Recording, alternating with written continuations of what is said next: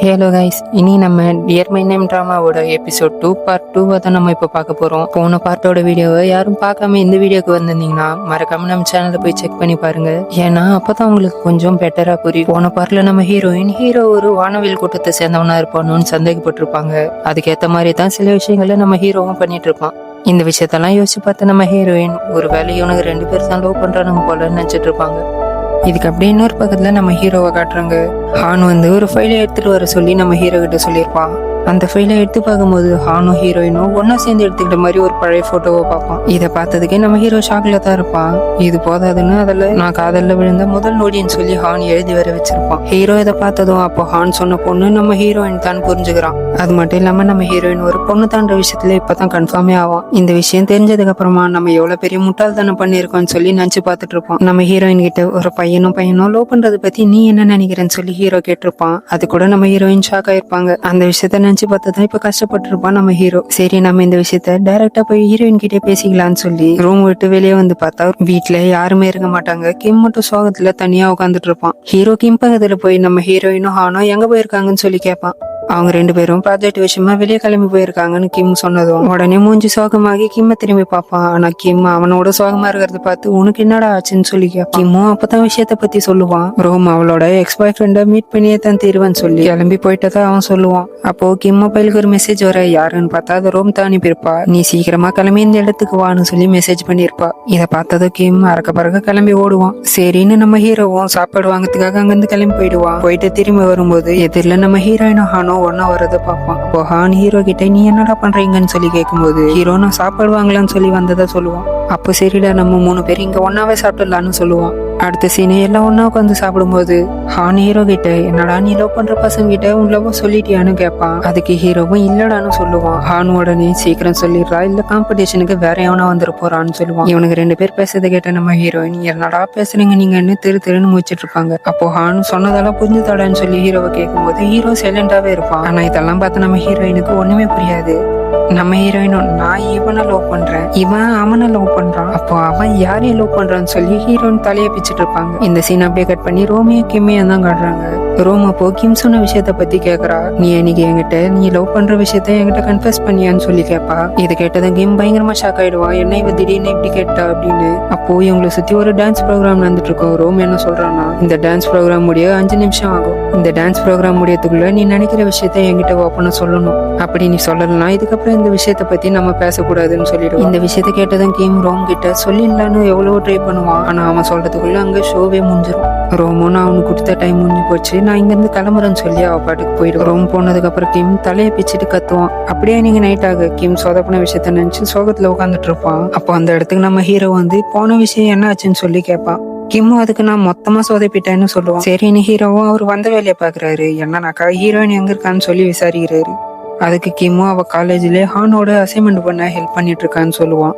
இவங்க இப்படி பேசிட்டு இருக்கும்போது நம்ம ஹீரோனை தான் காட்டுறாங்க. ஹீரோ வேற ஒரு பசங்க லவ் பண்றாங்கன்னு தெரிஞ்சும் என்னோட ஃபீலிங்ஸை என்னால கண்ட்ரோல் பண்ண முடியலையே, என் மனசு அவனையே தானே நினைச்சிட்டு இருக்குன்னு சொல்லி இவங்க தனியா கஷ்டப்பட்டு இருப்பாங்க. அப்போ அந்த இடத்துக்கு ஹான் வரான். வந்தவன் நம்ம ஹீரோயினை பார்த்து எதுக்காக நீ இவ்வளவு சோகமா உட்காந்துட்டு இருக்க, என்ன பிரச்சனை உனக்குன்னு கேட்கும்போது என் பிரச்சனை நான் லவ் பண்ற பையன் தான், அது வேற யாரும் இல்ல நம்ம ஹீரோ தான் சொல்லுவா.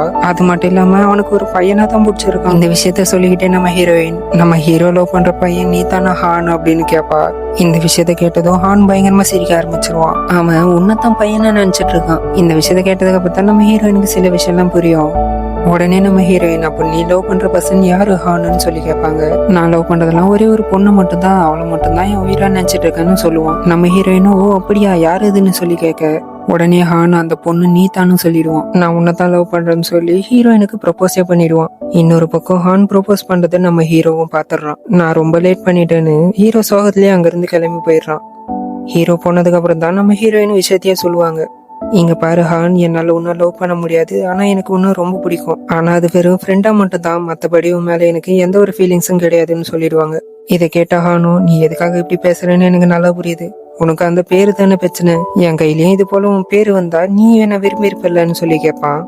அதுக்கு நம்ம ஹீரோயினும் ஹீரோ கூட பழகின விஷயத்தெல்லாம் நினைச்சு பார்த்து விஷயம் அது கிடையாது, அவன் பேரு என் கையில இருக்கிறதுனால ஒன்னும் நான் அவனை விரும்ப கிடையாது, ஒருவேளை பேரு இல்லாம இருந்திருந்தா கூட நான் அவனை தான் விரும்பி இருப்பேன்னு சொல்றாங்க. இதை கேட்டா ஹானோ புரிஞ்சுப்பான் நம்ம ஹீரோயினுக்கு ஹீரோவை தான் பிடிச்சிருக்குன்னு. அப்படியே சீனை கட் பண்ணி நம்ம ஹீரோவை காட்டுறாங்க. ஹீரோ நடந்து போயிட்டு இருக்கும்போது நம்ம ஹீரோயினோட ஞாபகங்கள்லாம் வந்து அவரை டிஸ்டர்ப் பண்ணும். உடனே நம்ம ஹீரோ திரும்பி நம்ம ஹீரோயினை பார்க்கறதுக்காக வந்து ஓடுவார். இன்னொரு பக்கம் நம்ம ஹீரோயின் கிட்ட ஹான் எல்லா உண்மையை சொல்லிடுறான். ஹீரோ லவ் பண்றது ஒன்னதான் என்ன கிடையாது, அவன் இன்னொரு பையன்னு நினைச்சிட்டு இருக்கான். அதனாலதான் நீ நெருங்கி வந்தாலும் உன்னை விட்டு அவன் விலகி போனது. ஆனா அவன் இப்ப அப்படி இல்ல, அவன் மாறிட்டான். எனக்கு தெரிஞ்சு அவன் உன்னை பார்த்ததுமே உனக்கு லவ் ப்ரப்போசல் பண்ணாலும் பண்ணுவான்னு சொல்லுவோம். நம்ம ஹீரோயின் ஹீரோவை பார்க்கறதுக்காக உடனே அங்கிருந்து கிளம்பி போயிடுவாங்க. அப்போ அவங்க கையில இருக்கிற டாட்டுவை பார்த்துட்டு இருக்கும் போது கரெக்டா அந்த இடத்துக்கு நம்ம ஹீரோவும் வந்துடுறான். ஹீரோ வந்ததும் ஃபர்ஸ்ட் சாரி தான் கேட்கறான். நான் இத்தனை நாள் உங்ககிட்ட இருந்து உண்மையை மறைச்சதுக்காக என்ன மன்னிச்சிரு. அது மட்டும் இல்லாம நான் என்னோட ஃபீலிங்ஸை சொல்ல ரொம்ப லேட் பண்ணிட்டேன். இதுக்கப்புறமா என்னால லேட் பண்ண முடியாது, நான் உன்னை லவ் பண்றேன். அதே போல இன்னொரு முக்கியமான விஷயம், உன்னோட பேரு என்னோட கையில இல்ல, அது என்னோட செஸ்ட்ல இருக்கு. இந்த விஷயத்தெல்லாம் கேட்ட நம்ம ஹீரோயினுக்கு சொல்ல முடியாத அளவுக்கு சந்தோஷம் இருக்கும். இருந்தாலும் அதை வெளியே காட்டிக்காம ரொம்ப நார்மலாவே ஒரு கேள்வி கேட்பாங்க. ஒருவேளை என்னோட பேர் உன் உடம்புல இல்லைனாலும் நீ என்ன லவ் பண்ணிருப்பியான்னு சொல்லி கேக்குறாங்க. அதுக்கு நம்ம ஹீரோவும் ஆமா, ஒருவேளை உன் பேர் என் உடம்புல வரலனாலும் நான் உன்னதான் லவ் பண்ணிருப்பேன். இந்த உலகத்திலே நான் லவ் பண்ற ஒரே பொண்ணு இருக்கானா அது நீ மட்டும்தான், ஐ லவ் யூ அப்படின்னு சொல்லிடுவான். நம்ம ஹீரோயினும் இந்த ஒரு வார்த்தைக்காக தாண்டா இத்தனை வருஷமா நான் காத்திருந்தேன்ட்டு டப்புன்னு ஹீரோவோட கையை பிடிச்சி கிஸ் பண்ணிடுவாங்க. பதிலுக்கு நம்ம ஹீரோவும் பக்கத்துல போய் ஹக் பண்ணி ஒரு கிஸ் பண்ணிடுறான். அப்படியே இதுக்கு அடுத்த நாள் காலையில ரோமியும் கிம்மியும் தான் காட்டுறாங்க. கிம் தான் ரோமை பக்கத்துக்காக போயிருப்பான். அப்ப அங்க வந்து ரோம் நீ எதுக்காகடா இங்க வெயிட் பண்றேன்னு சொல்லி கேட்பாங்க. அதுக்கு கிம்மும் நான் அவங்ககிட்ட ஒரு முக்கியமான விஷயத்த பத்தி பேசலான்னு வந்திருக்கேன் அப்படின்னு சொல்லுவான். ரோமும் எது வந்தாலும் சீக்கிரம் சொல்லு, உனக்கு 5 நிமிஷம் தான் டைம்னு சொல்லுவாங்க. கிம் மறுபடியும் சொல்றதுக்கு திக்கி திணறிட்டு இருப்பான். இதை பார்த்து இந்த ரோம் நம்ம டேட் பண்ணலாமான்னு சொல்லி சாதாரணமா கேட்டுருவாங்க. இதை கேட்ட கிம்முக்கு பயங்கர ஷாக், என்னடா நம்ம சொல்லலான்னு வந்ததை இவ சொல்லிட்டாளேன்னு. அப்போ ரோம் இங்க பாருடா, எனக்கு உன்னை ரொம்ப பிடிக்கும், நீயா வந்து எப்போ என்கிட்ட ப்ரப்போஸ் பண்ணுவேன்னு சொல்லி நான் வெயிட் பண்ணிட்டு இருந்தேன். ஆனா நீ கடைசி வரைக்கும் வரமாட்டேன்னு தெரிஞ்சது, அதனால தான் நானே இப்போ ப்ரப்போஸ் பண்ணிட்டேன். ரோம் இந்த மாதிரி விஷயத்த சொன்னதுக்கு அப்புறம் கிம் சந்தோஷத்துல எகிரி வச்சுட்டு இருப்பான். ரோமும் நம்ம சந்தோஷப்படுறதை அவன் பார்த்தா இன்னும் ஓவரா பண்ணுவான்னு அவனுக்கு தெரியாத மாதிரி சிரிச்சு சந்தோஷப்பட்டுக்கிட்டே போயிட்டு இருப்பாங்க. அப்போ பின்னால வந்த கிம் ரோம நிப்பாட்டி அவங்க எதிர்பார்க்காத சமயத்துல கிஸ் பண்ணிட்டு அங்கிருந்து சந்தோஷத்துல ஓடி போயிடுவாரு. ரோமோண்டே நில்லுடான்னு சொல்லி பின்னாலேயே ஓடுவாங்க.